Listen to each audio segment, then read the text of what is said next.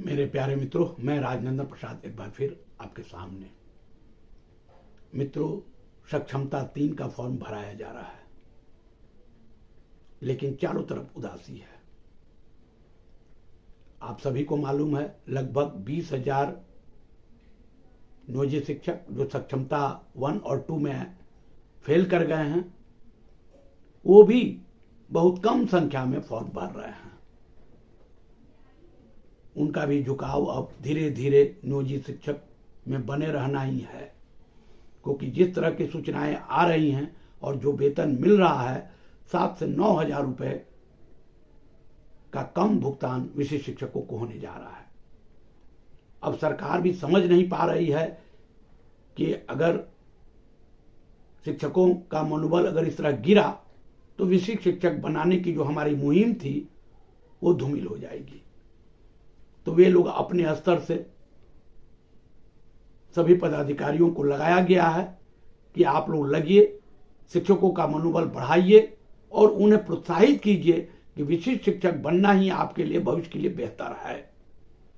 तो सरकार के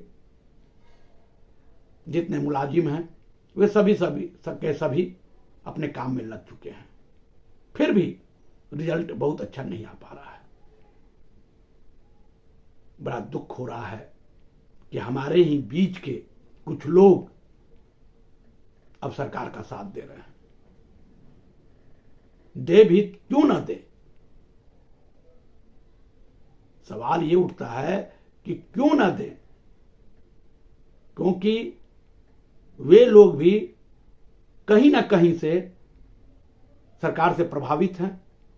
उनके परिवार के लोग विशिष्ट शिक्षक बन चुके हैं।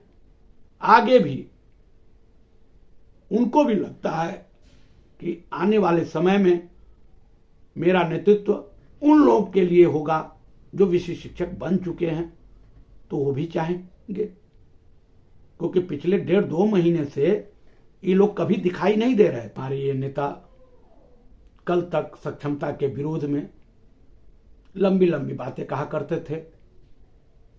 माननीय उच्च न्यायालय भी गए, सर्वोच्च न्यायालय भी गए, कहीं से कोताही नहीं दिखाया कि वे सक्षमता के विरुद्ध हैं। पर अचानक ये हृदय परिवर्तन कैसे हो गया कि बोलते बोलते ये लोग अब सेवानिवृत्तता का लाभ दिलाने की बात करने लगे, ओपीएस की बात करने लगे, और जो अभी 25,000 28,000 पर ज्वाइनिंग की बात चल रही है, उसको भी वेतन संरक्षण के नाम पर करेक्शन कराने की भी बात करने लगे। ये समझ से परे है कि आखिर इस तरह का चाल वे लोग क्यों चल रहे हैं। उन लोग के बारे में मैं तो सिर्फ यही कहूंगा, कहां चले गए थे, अब कहां चले गए थे, अब मुद्दा भटकाने आ गए। मित्रों, ये उन लोगों पर ये सार्थक होता है, क्योंकि वे लोग अचानक तो गायब हो गए थे, जब लौटे हैं तो मुद्दा भटकाने की बात कर रहे हैं। ये चरित्र क्या दिखलाता है, क्या सिखाता है, लोग इसको कैसे लें कि ये लोग हमारे नेतृत्व करता हैं। मैं तो इस पर एक ही बात कहूंगा, मनवा के कर राखी हो, अकेला जियरा। इन लोगों की स्थिति अब ऐसी ही हो गई है। मनवा के कर राखी हूं, अकेला जियरा। कितने को आप खुश कीजिएगा, कितने को संभव है? क्या आप नेतृत्व कर्ता हो सकते हैं? सहायक शिक्षक की, अध्यापक की, विशिष्ट शिक्षक की, और फिर नियोजित शिक्षक की उतनी कुव्वत है? नहीं है, ना होगी। देखिए, ये प्रस्तुतिवश आप लोग नेतृत्वकर्ता बन गए। संगठन किसी और के पास था, आज आपके पास आ गया। मैं जानता हूं कई संगठन में लोग आए और धीरे धीरे किसी ने इनके इन प्रकरण से उस संगठन पर कब्जा कर लिए। वही स्थिति बहुत संगठनों की हो चुकी है और आपने संगठन के साथ भी न्याय कितना किया ये आपको मालूम होनी चाहिए। आप लोग, हाँ, एक चीज के तो आप मास्टर हैं, इसमें दो राय नहीं है कि चंदा कैसे आए, कौन सा कार्य किया जाए कि चंदा आना शुरू हो जाए।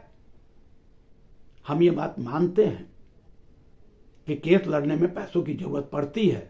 वकील को बिना पैसा दिए हुए उनकी जुबान से सरस्वती बाहर नहीं निकलती, ये सब सच है। लेकिन आपका भी काम मात्र यही रह गया है। आप लोग तो ऐसे बोलते हैं जैसे लगता है कि मुख्यमंत्री को वार्ता करनी चाहिए। मुझे याद है वो दौर 1974 में, 74 में नसबंदी का कार्यक्रम चलाया जा रहा था और 74 और 75 में इमरजेंसी लग गई। उस दौरान स्वर्गीय संजय गांधी के नेतृत्व में नसबंदी का कार्यक्रम जबरदस्त ढंग से चलाया जा रहा था और संजय गांधी जी को खुश करने के लिए लोगों को जबरन पकड़ पकड़ के नसबंदी कराया जा रहा था।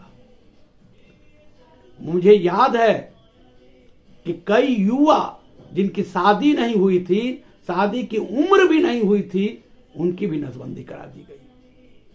वो दौर था। आज वैसे ही हालत इमरजेंसी की तरह बिहार में शिक्षा जगत में हो गया है। जिसको देखिए पता कर रहा है, करे सक्षमता दिए हो, अरे दिए हो, अरे पास कर गए हो, अरे चलो विशेष शिक्षक ज्वाइन करो, ज्वाइन करो, ज्वाइन करो। होड़ लगा दी गई है। अरे भाई हम नहीं ज्वाइन करेंगे। अरे कैसे नहीं ज्वाइन करोगे? नहीं ज्वाइन करोगे तो वेतन रोक दिया जाएगा, हो सकता है तुम्हें स्कूल से निकाल दिया जाए। तरह तरह का, बाप रे बाप, जैसे आपातकाल को याद दिलाया जा रहा है वैसी हालत बन गई है। भैया माननीय उच्च न्यायालय का आदेश है कि आप ज्वाइन कीजिए, न कीजिए, पास कीजिए, फेल कीजिए, मेरी मर्जी। नहीं नहीं नहीं चलेगा। आपको विशिष्ट शिक्षक बनना है, बनना होगा, नहीं तो आप आने वाले समय में बहुत परेशानी से गुजरेंगे। और ये नेतागण राग अलाप रहे हैं नए तरीके का।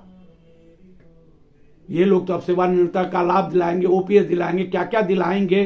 अब इन लोग तो अपना चाल बदल लिए, क्योंकि उन्हें भी लग रहा है कि नियोजित शिक्षक अब हमको तरजीह देने वाले नहीं हैं।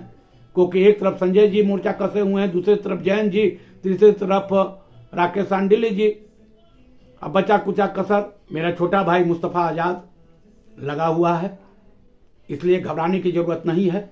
ये लोग तन मन से पूरी मजबूती के साथ नियोजित शिक्षकों के साथ लगे हुए हैं।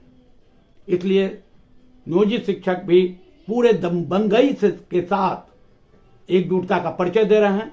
अब बिना डरे सहमे सक्षमता का विरोध कर रहे हैं। ये विरोध सरकार का विरोध नहीं है, याद रखिएगा।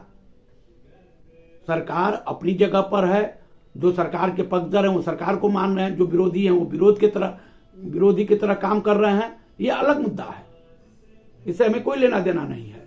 लेकिन सक्षमता दे न दे ये नियोजित शिक्षकों का अपना वैचारिक निर्णय है। देना है दे, नहीं देना है न दे। इसमें अभी जो लोग लगे हुए हैं, चापलूस लोग, कल तक विरोध करने वाले अब लग गए हैं इसको ज्वाइन कराने वाले, परीक्षा दिलाने वाले। अब तो ये लोग ये भी कहने लगे हैं कि अगर सेवानिवृत्ता का लाभ मिल जाएगा तो 2-3 जो बचा हुआ है उसमें भी लोगों की भागीदारी होगी। क्यों भागीदारी होगी? नहीं देना है परीक्षा, नहीं देना है, इसलिए कोई भागीदारी की जरूरत नहीं है। बिना सक्षमता दे सेवानिवृत्ता का लाभ देते हुए आप सारे के सारे नियोजित शिक्षकों को राज्यकर्मी का दर्जा दें, तभी स्वीकार्य है, अन्यथा नहीं स्वीकार्य है। जब 18-20 साल काट लिया तो 10 साल ये भी काट लेंगे। बहुत ज्यादा नौकरी है नहीं, और जो कायर थे वो निकल गए, इसलिए डरने की जरूरत नहीं है। अंत में मेरे प्यारे मित्रों, मैं राजनंदन प्रसाद एक बार फिर आपसे निवेदन करूंगा कि आप मेरे वीडियो को ज्यादा से ज्यादा शेयर करें, लाइक करें, सब्सक्राइब करें। धन्यवाद, बहुत बहुत धन्यवाद। जय हिंद।